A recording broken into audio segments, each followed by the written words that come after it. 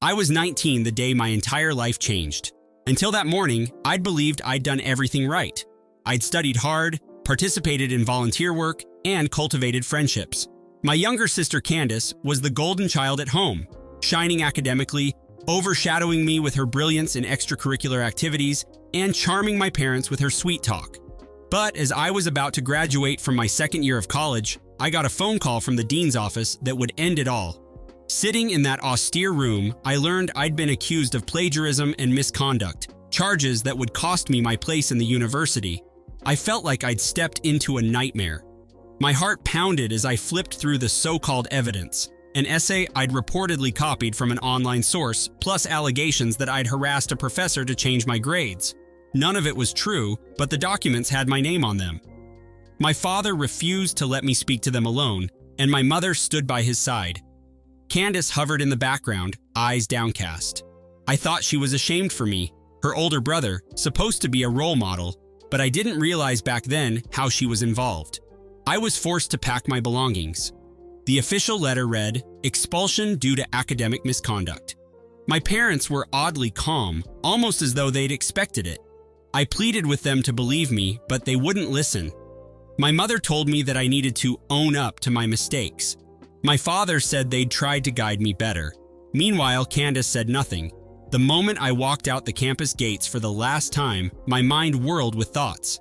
Something about the timing bothered me, but I was too overwhelmed to connect the dots properly. Only later did the truth emerge. Candace had not been accepted to her dream college. My father had pinned high hopes on her attendance at that institution. He wanted both his children to be academic stars, but only if it didn't cast Candace in a lesser light. Somewhere in this twisted logic, they crafted a story that I was an ungrateful son, undeserving of my scholastic achievements. If I were expelled, Candace would shine brighter. They planted evidence, used Candace's knowledge of my computer password, and built a case that left me ruined. Their motives made my head spin. I couldn't confront them directly. My father threatened to disown me if I pursued legal action, and I had no money for a lawyer. At 19, I was faced with the impossibility of fighting two adults who wielded financial control over me and a younger sister who had obviously betrayed me. I slunk away to a cramped apartment in a distant city, sending out job applications like lifelines. At first, I blamed myself for not seeing the red flags. Eventually, I realized I'd been a pawn in their twisted family dynamic. Still, the betrayal cut deeper than any wound. 7 years passed, yet the pain never vanished. I learned to keep my head down and hustled to survive. I found a retail job, moved from that dingy apartment to a slightly better one, and somehow saved enough for night classes at a local college. My parents never reached out. I heard through mutual acquaintances that Candace had ended up at a reputable school, though not her dream institution. Each day, I reminded myself that I needed to forge ahead without my family's support, but a nagging thought always lurked. Why had they chosen her future over mine? The phone call came on a cold, blustery afternoon. The voice on the other end trembled as it uttered my name. My mother, who had not spoken to me in so long, was calling out of the blue. At first, I thought I was hallucinating. She said, "We need to see you. It's about Candace." My heart constricted, but I forced myself to remain calm. I recalled everything they'd done to me. I nearly hung up, but something in her voice kept me listening. It was desperation. She asked if she and my father could come over right away. I hesitated for a long moment, gripping the phone so tightly my knuckles turned white. Curiosity gnawed at me. Why now, after 7 years of silence? I wasn't sure I could handle whatever revelation they brought. Yet, a morbid sense of concern about Candace tugged at me. We had parted on poisonous terms, but she was still my sister. I told my mother they could come by in an hour.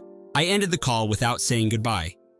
My apartment was tidy enough, but I scrambled to pick up stray coffee cups and random clutter as my mind raced. When the knock sounded, it echoed in my small living room. My father stood stiffly in the hallway, my mother's eyes rimmed with red, clinging to his arm. I let them in with trembling fingers on the doorknob. Nobody smiled. Nobody said hello. We just stared, the air thick with too many unspoken words. Finally, my mother cleared her throat and said, "We lost Candace last week." Her words felt like a punch to the gut. She paused, waiting for me to say something, but I just stared. I thought maybe I'd misheard. but the sorrow in her eyes was real.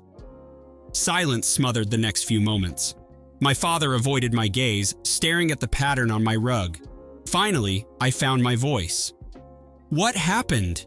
I heard it crack, betraying the swirl of emotions inside me. My mother, voice quivering, told me Candace had been in a car crash. She didn't survive the night. The funeral was already over. Shock left me paralyzed. I realized they hadn't even called me to attend her service. Part of me bristled with anger. Another part felt hollow. In that moment, I couldn't decipher which emotion was stronger, grief or betrayal. In the hush that followed, I asked them why they'd come. My father said they wanted to make amends. My mother mumbled something about how life was too short for grudges. Their presence in my tiny apartment felt dissonant, like a jarring chord struck on a piano. They explained how Candace had been troubled the past few years, how she'd become withdrawn, even depressed, though they tried to help. She felt guilty, they said, about what had happened to me. Guilt that festered and grew, turning her once bright eyes dull. My father squeezed his hands together, voice unsteady. I absorbed their words with a numbness I hadn't realized I was capable of. I wanted to believe Candace truly felt remorse for her part in sabotaging me. But I also remembered her stepping aside, letting me take the fall. My father cleared his throat and admitted they'd made a grave mistake. They thought eliminating me from the academic scene would ensure Candace's success. But once she realized how much I'd lost, she sank under the weight of it. My mother claimed they'd tried to contact me, but my phone numbers had changed. I doubted that was entirely true. They offered no apology for missing me at the funeral, but my mother held out a small envelope. "She wrote this before she died," she whispered. "We found it in her room." Inside was a letter addressed to me in Candace's neat handwriting. I couldn't bring myself to open it in front of them, so I tucked it away. Tears glistened in my mother's eyes, but I was too raw to comfort her. All I could do was stare at the envelope and wonder if it contained the answers to the questions that had haunted me for 7 years. My father coughed into his fist, as if attempting to dispel the tension. He then spoke in a tone I barely recognized, soft, regretful. "We hope you can forgive us," he said. His words struck me as both galling and pitiable. For years, I'd fantasized about receiving an apology, imagining it might bring closure. Yet this moment felt dissonant, overshadowed by Candace's death. The sense of timing was terrible. Was I supposed to accept their remorse just because tragedy had forced them into introspection?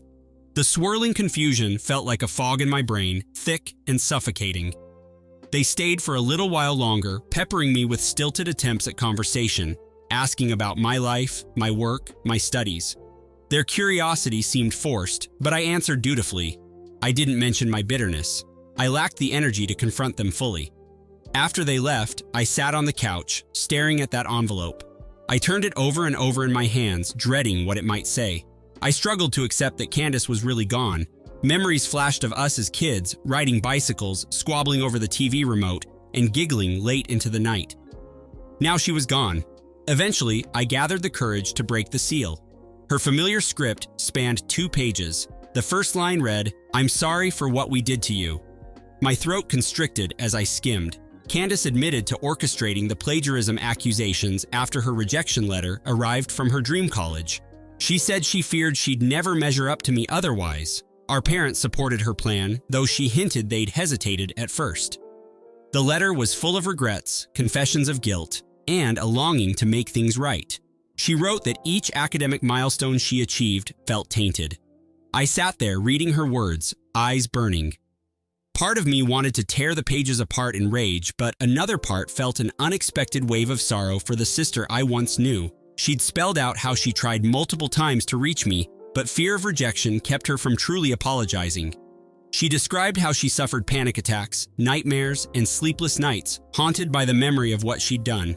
The letter ended with, "If I ever gather enough courage, I want to see you in person. If not, please know that I always loved you." I folded the letter carefully. For a long while, I sat in silence, letting the lamplight cast long shadows. Candace was beyond my forgiveness now. I couldn't tell her I believed her sincerity, or that I still resented her. It felt like a theft of closure. I thought about calling my parents, but I didn't know what to say. Instead, I poured myself a glass of water and stood by the window, the city lights glittering below. A torrent of memories swirled in my head, mixing with the letter's words, leaving me stranded in an ocean of regret. The next day, I returned to my routine. My manager at the electronics store asked if I was okay. I lied and said I was fine. Over the following weeks, my parents kept trying to reach out.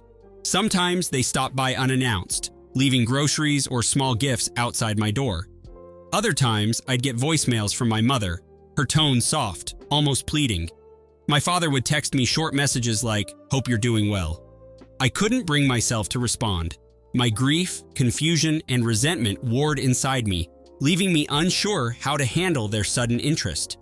As time inched forward, I realized I had to decide whether to cut them out of my life or attempt some form of reconciliation. My memories of the past made me recoil from the idea of letting them in again, yet I felt a tug, knowing that Candace's death had shattered something in them too. Were they truly repentant, or did they just fear losing another child? Questions crowded my mind, making every day feel like a psychological battlefield. Nights found me twisting and turning, replaying old scenes, the dean's office, packing my dorm, the heartbreak in my mother's eyes. I visited Candace's grave for the first time that spring. The sky was a bright, endless blue, mocking the sadness I carried. I knelt down, touching the cool marble of her headstone. Flowers wilted in a cheap vase by the stone, probably left by my parents. I didn't bring any. I just sat, thinking of what her life had been, what it could have been if she hadn't feared being overshadowed. I thought of how she might have turned out if she had chosen honesty over sabotage. Tears fell without my permission, wetting the dry soil beneath me. The letter weighed on my heart, and I reread it countless times. Each word felt like a plea for redemption, not only for her, but for the entire family. Around that time, my parents' attempts at contact intensified. My mother showed up one evening, trembling in the hallway, asking if we could talk. I let her in. I braced myself for excuses or justifications, but none came. Instead, she sobbed, shoulders shaking. She admitted she'd been wrong, that Candace's obsession and subsequent guilt had spiraled out of control. My father had been the main orchestrator, but she'd enabled him. Watching my mother break down in my living room, I felt a flicker of pity. She was just a woman who'd gambled on her daughter's future at the cost of her son's. Did it excuse what she did? No. But for the first time, I saw the cracks in her stoic facade, the fear and regret gnawing at her. She told me Candace's final weeks had been filled with anxiety. The job she'd lined up post-graduation had fallen through, and she'd confided in my mother that she felt like she never deserved any success because of what she'd done to me. I sat there, arms folded, letting her words sink in. She spoke of the accident in subdued tones, Candace driving late at night, possibly distracted, drifting into another lane. My mother choked up when she mentioned Candace's final moments. "They said it was instant," she said, tears rolling down her cheeks. Anger swirled inside me. Part of me blamed them for warping Candace's perception, for fueling the rivalry, and for pushing me away. But was it fair to blame them entirely for her accident? Grief doesn't always follow logic. I stayed silent, letting her heartbreak saturate the silence. My mother asked if she could hug me before she left. I felt torn, but I nodded. She clung to me, sobbing softly. It felt strange, this woman who'd orchestrated my downfall, now trembling in my arms, seeking comfort. I patted her back with a stiffness I couldn't shake. After she left, I slid to the floor, back against the door, tears I didn't realize I was holding, finally breaking free. I felt Candace's ghost all around me. Her letter, her regrets, my parents' remorse. It was all swirling in a tempest I wasn't sure how to contain. In the following weeks, my father tried to contact me as well. We met in a quiet corner of a cafe, the warm aroma of coffee wrapping around us. He was tense, posture rigid, as if bracing for a fight. But his words were tentative, halting. "I was wrong," he admitted, eyes fixed on the untouched cappuccino before him. He told me he'd let his dreams for Candace overshadow his judgment. He felt Candace's death was his punishment. Hearing that, my heart clenched. I didn't want him to equate her death with retribution for his sins, but maybe he already did. I told him about my life, struggling to find jobs, the shame and fear that followed me like a shadow, trying to rebuild my education at night school. He listened with haunted eyes. After a while, he looked down, tears glistening at the edges of his vision. He said, "I can't turn back time, but I'd give anything to have both my children safe and happy again." I stared at him, torn between empathy and anger. Part of me wanted to yell about how his ambition cost me my future. Another part wanted to lay down the burden of resentment forever. I found myself at a crossroads, unsure how to navigate the complexities of forgiveness, guilt, and grief. I wasn't certain if I could ever fully trust my parents again, but I couldn't deny that losing Candace had changed them. They looked aged, shriveled by regret. I could see it in their eyes, the knowledge that their choices had birthed deep wounds. Maybe forging a relationship with them now wouldn't erase the past, but it might honor the small piece of Candace that wanted us to reconcile. The thought flickered through me like a candle in a dark room. One evening, I decided to invite them both over. We shared a simple meal in my living room, our conversation halting and marred by sorrow. My mother tearfully recounted stories of Candace, the bright child she was, how quickly she could learn a piece of music, or how passionately she debated at the dinner table. My father quietly listened. Then, he spoke of my childhood achievements, things I'd forgotten. He mentioned the first time I'd brought home an award, how proud he'd been. Emotions poured out in an unfiltered deluge, and for the first time, we cried together. I can't claim that everything resolved in that one evening. Wounds like ours don't heal overnight. But in the aftermath, we began a hesitant dialogue. I'm still working my retail job while chipping away at my degree. My parents offered to pay for my remaining credits, an olive branch I tentatively accepted. I still have nightmares about the day I was expelled, but I also hold on to Candace's last written words. She asked for my forgiveness, and while it arrived too late for her to hear, maybe that forgiveness can still serve as a bridge for what remains of our family. I'm not sure if that's enough to mend everything. Yet, when I look at my parents now, I see people who've stumbled into a harsh lesson about envy, ambition, and regret. Time will tell if we can forge something new from the broken pieces. But for now, I hold the memory of Candace's letter close, letting it be a beacon that guides me towards something like hope. We are only at the very beginning of a long, uncharted road, and perhaps that is all I can do, for now. So I hold on to her memory, trusting that with time, we might learn how to weave our pain into something resembling healing.